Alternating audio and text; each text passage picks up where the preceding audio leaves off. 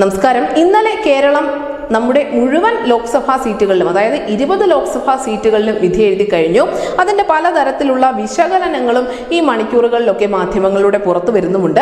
പക്ഷേ 69 സീറ്റുകൾ, ബാക്കിയുള്ള 69 സീറ്റുകളിലെ അവസ്ഥ എന്താണ്? കാരണം 20 സീറ്റുകളിലേക്ക് മാത്രമല്ല ഇന്നലെ തെരഞ്ഞെടുപ്പ് നടന്നത്, മറിച്ച് 89 സീറ്റുകളിലേക്കായിരുന്നു.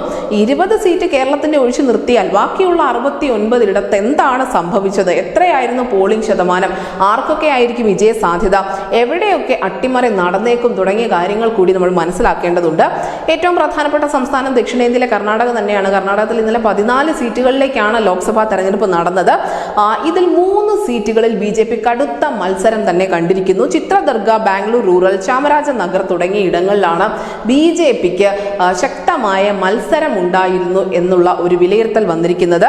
മികച്ച പോളിംഗ് ആണ് ഈ മണ്ഡലങ്ങൾ ദൃശ്യമായത്. അതുകൊണ്ട് തന്നെ ഈ മണ്ഡലങ്ങൾ ഒരുപക്ഷെ BJP തന്നെ പിടിക്കാനുള്ള എല്ലാ സാധ്യതകളും ഉണ്ട് എന്നാണ് പാർട്ടിയുടെ ആഭ്യന്തര വൃത്തങ്ങൾ നൽകുന്ന റിപ്പോർട്ട്.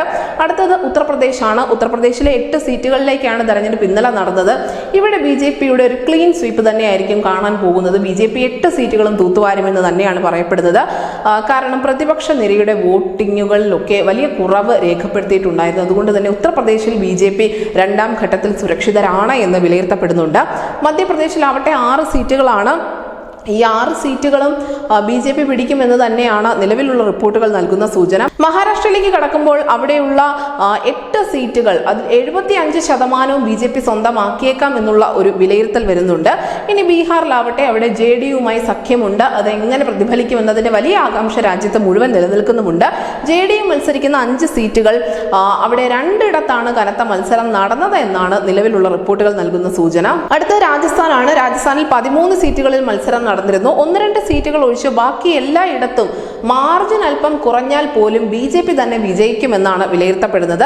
മികച്ച രീതിയിൽ പാർട്ടിയിലുള്ള വർക്കർമാർ, പാർട്ടി പ്രവർത്തകർ വോട്ടർമാരെ ബൂത്തിലെത്തിക്കാനുള്ള എല്ലാ ശ്രമങ്ങളും നടത്തുകയും അതിൽ വിജയിക്കുകയും ചെയ്തിട്ടുണ്ടായിരുന്നു. അടുത്ത സംസ്ഥാനം ബംഗാളാണ്. ബംഗാളിൽ 3-ൽ ഒരിടത്ത് കടുത്ത മത്സരം നടന്നു എന്ന് വിലയിരുത്തപ്പെടുന്നുണ്ട്. ഛത്തീസ്ഗഡിൽ 3 സീറ്റുകളിൽ മത്സരം നടന്നു. അത് 3ഉം BJP ഉറപ്പിക്കുന്നുമുണ്ട്. അസമിലാവട്ടെ 5 സീറ്റുകളിലേക്കാണ് മത്സരം നടന്നത്. ഇത് 5ഉം ഒരുപക്ഷെ BJPക്ക് തന്നെ വിജയിക്കാനുള്ള സാധ്യതകൾ ഉണ്ട് എന്നാണ് ഈ കണക്കുകൾ നൽകുന്ന സൂചന. അല്ലെങ്കിൽ ഒരു സീറ്റിലേക്ക് വിജയം ചുരുങ്ങി പോവുകയും ചെയ്യും. അതായത് ഒന്നുകിൽ ഈ 5 സീറ്റിലും മത്സരിക്കും, അല്ലെങ്കിൽ വെറും 1ലേക്ക് ചുരുങ്ങുന്ന ഒരു അവസ്ഥ BJPക്ക് അസമിൽ ഉണ്ടായേക്കാം എന്ന് പറയപ്പെടുന്നു. ത്രിപുരയിലും ജമ്മു കാശ്മീരിലും മണിപ്പൂരിലും ഓരോ സീറ്റുകൾ വീതം മത്സരം നടന്നിട്ടുണ്ട്. അവിടെ മണിപ്പൂരിലാണ് കടുത്ത മത്സരം എന്ന് പറയേണ്ടി വരും. കാരണം മണിപ്പൂരിൽ കഴിഞ്ഞ തവണ ഒന്നാം ഘട്ടത്തിൽ മുടങ്ങിപ്പോയതിൽ ഒരു മണ്ഡലത്തിലെ ഏതാനും ബൂത്തുകളിൽ മാത്രമാണ് വീണ്ടും തെരഞ്ഞെടുപ്പ് നടന്നിരിക്കുന്നത്. അതുകൊണ്ട് തന്നെ മണിപ്പൂരിൽ മാത്രമേ കടുത്ത മത്സരം എന്ന് പറയപ്പെടുന്നുള്ളൂ. ബാക്കി 2 ഇടത്തും പ്രവചനാതീതം എന്ന് തന്നെയാണ് വിലയിരുത്തപ്പെടുന്നത്. അങ്ങനെ ഈ 69 സീറ്റുകളിൽ ഭൂരിഭാഗം ഇടത്തും BJPക്ക് തന്നെ വലിയ സാധ്യതകൾ കൽപ്പിക്കപ്പെടുന്നുണ്ട്. കേരളത്തിൽ 1-2 സീറ്റുകളായി കുറഞ്ഞുവെങ്കിൽ പോലും ബാക്കിയുള്ള ഇടങ്ങളിലൊക്കെയും BJPയുടെ വലിയ തേരോട്ടം തന്നെയാണ് രാഷ്ട്രീയ നിരീക്ഷകർ ഉൾപ്പെടെ പ്രവചിക്കുന്നതും. News desk news India Malayalam.